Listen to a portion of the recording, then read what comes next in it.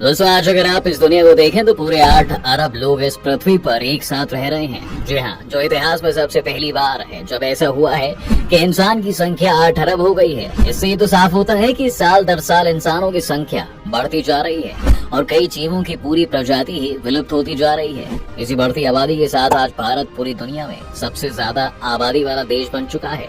लेकिन ये बढ़ती जनसंख्या भारत के लिए वरदान है या अभिशाप, और इसे रोकने के लिए सरकार कोई प्रयास कर रही है या नहीं, सब जानेंगे आज के इस वीडियो में। बस अंत तक बने रहिए हमारे साथ। दोस्तों यहाँ सबसे पहले हम आपको ये क्लियर करते चलें कि जनसंख्या वृद्धि सभी देशों की समस्या नहीं है। दरअसल पूरी दुनिया के लेवल पर आबादी भले ही तेजी से बढ़ती दिख रही हो, लेकिन कई देशों में मामला इसके ठीक उल्टा है। आप जापान, यूक्रेन, बुल्गारिया और क्रोएशिया जैसे देशों के ही इसके एग्जाम्पल के तौर पर ले सकते हैं, जहाँ की आबादी घट रही है। और आज दुनिया में कम से कम ऐसे 20 देश हैं जिनकी जनसंख्या हर साल कम होती जा रही है। इसलिए वहाँ की सरकारें देश में जनसंख्या बढ़ाने के लिए कानून बनाती रहती है, क्योंकि लोग नहीं होंगे तो देश कैसे चलेगा। आपको जानकर यकीन नहीं होगा कि रोमानिया जैसे देशों में तो सरकार पर ही ऐसे इल्जाम लगते आए हैं कि वे उन लोगों से भेदभाव करती है जिनके बच्चे नहीं हैं। और ये तो सभी जानते हैं कि जनसंख्या में कमी और बुजुर्गों की बढ़ती जनसंख्या को देखते हुए चीन ने अपने यहाँ एक बच्चे की पॉलिसी को कब का खत्म कर दिया है। जापान और यूरोप में बुजुर्गों की जनसंख्या ज्यादा हो गई है। दरअसल इन देशों के लोग ये देख रहे हैं कि उनके बच्चों और महिलाओं को वो सुविधा मिल रही है या नहीं जो बच्चों की परवरिश के लिए जरूरी है। ऐसे देशों में कई महीनों की पेड पेरेंटिंग और मैटरनिटी लीव दी जाती है। लेकिन भारत तो जनसंख्या वृद्धि के नए मुकाम छू रहा है। ऐसे में जहां भारत बहुत मुश्किल से खुद के ऊपर से गरीब देश का टैग हटा पाया है, वहीं बढ़ती बेरोजगारी, गरीबी, कुपोषण और इनइक्वालिटी के बीच इतनी बड़ी जनसंख्या के साथ कैसे डील कर पाएगा, ये बड़ी समस्या है। तो आइए जानते हैं कि भारत की बढ़ती जनसंख्या जिसका जश्न मनाया जा रहा है, क्या वो सच में जश्न मनाने की खबर है या ये बढ़ती जनसंख्या भारत के लिए नुकसान का सबब बन जाएगी। दोस्तों कोरोना की मार लगभग सभी देशों में पड़ी है। भारत भी इससे अछूता नहीं रहा। कोरोना की वजह से भारत में भी गरीबी और बेरोजगारी दर बढ़ चुकी है। ऐसे में बढ़ती जनसंख्या की वजह से गरीबी रेखा के नीचे रहने वाले लोगों की संख्या बढ़ सकती है। आज भारत की बुजुर्ग होती आबादी यानी कि 65 साल से ऊपर के लोगों की आबादी कुल आबादी का महज 7% ही है।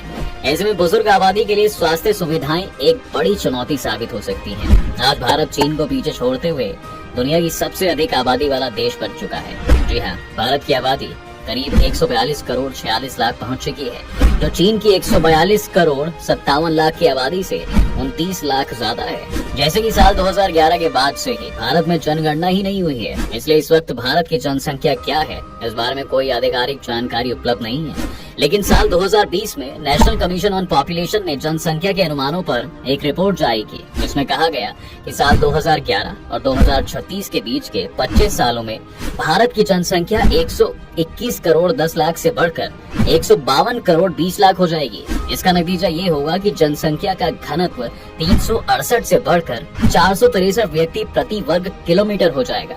जी हाँ, लेकिन एक्सपर्ट्स का कहना है कि भारत में ज्यादा लोग पहले के मुकाबले लंबी उम्र तक जी रहे हैं और देश में कम बच्चे पैदा हो रहे हैं, जिसकी वजह से भारत की जनसंख्या की वृद्धि दर नीचे गिर रहा है। वृद्धि दर घटने के बावजूद भारत की जनसंख्या का बढ़ना जारी है और अगले कई सालों तक जारी ही रहेगा। ऐसी स्थिति में देश के सामने जो चुनौतियां पेश होंगी, आइए समझते हैं कि वो क्या है। रिसोर्सेज पर दबाव। दोस्तों लगातार बढ़ती जनसंख्या की वजह से जो सबसे बड़ी चुनौती पैदा होती है वो है प्राकृतिक संसाधनों पर बढ़ता दबाव। जी हाँ, इन नेचुरल रिसोर्सेज में जमीन, पानी, जंगल और खनिज शामिल हैं। अब होता ये है कि हर देश के पास एक लिमिटेड मात्रा में ही नेचुरल रिसोर्सेज होते हैं। अब ऐसे में जब जनसंख्या बढ़ती है तो इसकी वजह से इन संसाधनों का जरूरत से ज्यादा इस्तेमाल होने लगता है। इसके नतीजतन एग्रीकल्चर प्रोडक्टिविटी और पानी की कमी के साथ एनवायरमेंट में गिरावट होने की संभावना बढ़ जाती है। इंफ्रास्ट्रक्चर पर दबाव। दोस्तों दूसरा ये है, रिसोर्सेज के साथ साथ बढ़ती आबादी की वजह से हाउसिंग, ट्रांसपोर्ट, हेल्थ और एजुकेशन फैसिलिटीज से जुड़े बुनियादी ढांचों का विस्तार करने की जरूरत भी बढ़ जाती है। एक बहुत बड़ी आबादी की जरूरतों को पूरा करना बहुत मुश्किल काम बन जाता है और आबादी का एक बहुत बड़ा हिस्सा बदहाल हालत में जीने के लिए मजबूर हो सकता है।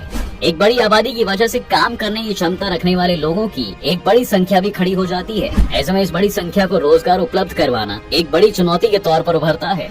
अगर हम आज भारत के हालात देखें तो आज भी भारत में बेरोजगारी बड़ी समस्या है। लगातार बढ़ रही जनसंख्या की वजह से ये समस्या भविष्य में एक विकराल रूप ले सकती है। रोजगार की कमी, इकोनॉमिक इनइक्वालिटी और गरीबी को बढ़ाने का काम कर सकते हैं, जिससे सामाजिक अशांति फैल सकती है। Education and skill development. दोस्तों, इसी के साथ साथ जब आबादी बढ़ती है तो एक बड़ी आबादी को एजुकेटेड और स्किल्ड बनाना चैलेंजिंग हो सकता है। जी हाँ, क्योंकि समय के साथ जितने लोगों को एजुकेटेड और स्किल्ड बनाने की जरूरत होगी, उतनी कैपेसिटी एजुकेशनल इंस्टीट्यूशंस के पास शायद नहीं होगी। इसका सीधा रिजल्ट ये हो सकता है कि बहुत से लोग क्वालिटी एजुकेशन हासिल नहीं कर पाएंगे और बहुत से लोगों के पास जो कौशल होगा वो नौकरी के बाजार से मेल नहीं खाएगा। Poverty and inequality. बढ़ती जनसंख्या की वजह से दोस्तों एक गरीबी रेखा से नीचे रहने वाले लोगों की संख्या बढ़ सकती है।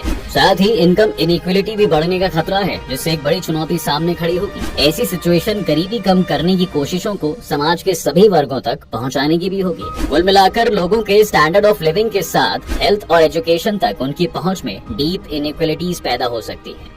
Environmental challenges. दोस्तों, बढ़ती जनसंख्या का सीधा असर एनवायरमेंट पर भी पड़ता है। जी हाँ, आबादी बढ़ने से जंगलों की कटाई, वायु प्रदूषण और जल प्रदूषण भी बढ़ता है, जो कि एनवायरमेंट के प्रोटेक्शन के लिए बड़ी चुनौती के तौर पर उभर सकते हैं। ऐसे में साफ है कि ये बढ़ती जनसंख्या कब वरदान से अभिशाप या भयानक रूप ले ले, ये कोई नहीं जानता। तो जरूरी है कि सरकार इसके लिए सही कदम उठाए।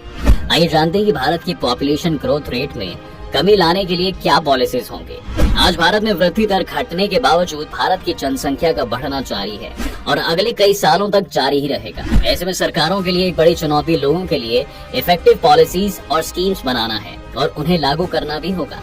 भारत की बढ़ती जनसंख्या को मद्देनजर रखते हुए सरकार के लिए ऐसी पॉलिसीज और स्कीम्स बनाना और मुश्किल हो जाएगा जो ये अश्योर करें कि रिसोर्सेज का डिस्ट्रीब्यूशन बराबरी से हो और सोशल और इकोनॉमिक इनइक्वालिटी को दूर किया जा सके। Social challenges. दोस्तों, बढ़ती जनसंख्या से जुड़ी एक बड़ी चिंता ये जताई जाती है कि इससे कई किस्म के सोशल चैलेंजेस सामने आ सकती है। एक बड़ी आबादी भीड़ भाड़ तो बढ़ाएगी, साथ ही अर्बनाइजेशन को भी बढ़ावा देगी, जिसकी वजह से अपराधों में बढ़ोतरी आ सकती है और कानून व्यवस्था कायम रखना मुश्किल हो सकता है। इस बात से इनकार नहीं किया जा सकता है कि एक बड़ी आबादी एनवायरनमेंट और रिसोर्सेज पर दबाव डालती है। यही कारण है कि जनसंख्या को लेकर इतना सीरियस डिस्कशन हो रहा है। जी हाँ, हालांकि इस बात का ध्यान रखना भी जरूरी है कि भारत लंबे समय से दुनिया का दूसरा सबसे अधिक आबादी वाला देश रहा है और आज भारत सबसे अधिक आबादी वाला देश बन भी चुका है। तो ये कोई हैरानी वाली बात नहीं है। अब जैसे कि भारत की बढ़ती जनसंख्या को लेकर तरह तरह की चिंताएं जताई जा रही हैं, ऐसे में आप भी जरूर जानना चाहेंगे कि किसी देश के लिए कोई आइडियल पॉपुलेशन होनी चाहिए। तो आइए जानते हैं। दोस्तों, अगर हम प्रैक्टिकली देखें तो किसी भी देश के लिए कोई आइडियल पॉपुलेशन डेफिनेशन नहीं है। जब आप जनसंख्या की बात करते हैं तो आप लोगों की बात करते हैं और लोग नंबरों से पहले आते हैं। इसलिए संख्या को लोगों से ज्यादा इंपॉर्टेंस देना ह्यूमन राइट्स बेस्ड अप्रोच नहीं होगा। ज्यादा जरूरी ये है कि इस बारे में सवाल पूछे जाएं कि क्या लोगों की हेल्थ अच्छी है, क्या उनके पास राइट अपॉर्चुनिटीज हैं, क्या वे एजुकेटेड हैं। तो ऐसे में देश को अपनी जनसंख्या के लिए ये सभी पैमाने पर खरा उतरना होता है ताकि देश बेहतर तरीके से चल सके। अब इस पूरे मुद्दे पर चर्चा का एक और विषय इंडिया की फर्टिलिटी रेट भी है। जी हाँ, बता दें कि नेशनल फैमिली हेल्थ सर्वे के आंकड़ों के मुताबिक भारत के सभी रिलीजियस ग्रुप्स में फर्टिलिटी रेट कम हो रही है। जनसंख्या को केवल फर्टिलिटी रेट से जोड़ने का मतलब ये है कि सारा बोझ महिलाओं पर डाला जा रहा है। इससे ये सोच बनती है कि जब पॉपुलेशन कम हो रही है तो महिलाओं को ज्यादा बच्चे पैदा करने चाहिए और जब संख्या बढ़ रही है तो महिलाओं को कम बच्चे पैदा करने चाहिए। तो क्या हम एक महिला की पसंद और उसकी फिजिकल ऑटोनॉमी की इंसल्ट नहीं कर रहे हैं? अभी हम इस मुद्दे पर इसलिए बात कर रहे हैं क्योंकि भारत जैसे देश में जहां जेंडर इनइक्वालिटी बनी हुई है और पैट्रियार्की आज भी इतनी बड़ी समस्या है, तो क्या महिलाओं को ये तय करने का अधिकार नहीं है कि उनके कितने बच्चे हों? क्या कॉन्ट्रासेप्टिव तक उनकी पहुंच है? क्या ग्रामीण भारत में वो अपने रिप्रोडक्टिव डिजाइन खुद ले रही हैं? ये ऐसे सवाल हैं जिन्हें पूछे जाने की सबसे ज्यादा जरूरत है। ऐसे में जरूरी है कि देश में महिलाओं की मंजूरी भी कंसिडर की जाए ताकि जनसंख्या वृद्धि में कमी लाई जा सके। दोस्तों, आपको क्या लगता है कि कौन कौन सी पॉलिसीज इम्प्लीमेंट की जानी चाहिए? हमें कमेंट सेक्शन में जरूर बताएं। आज की वीडियो अगर पसंद आई हो तो वीडियो को लाइक और शेयर जरूर करें, साथ ही चैनल को सब्सक्राइब भी करें।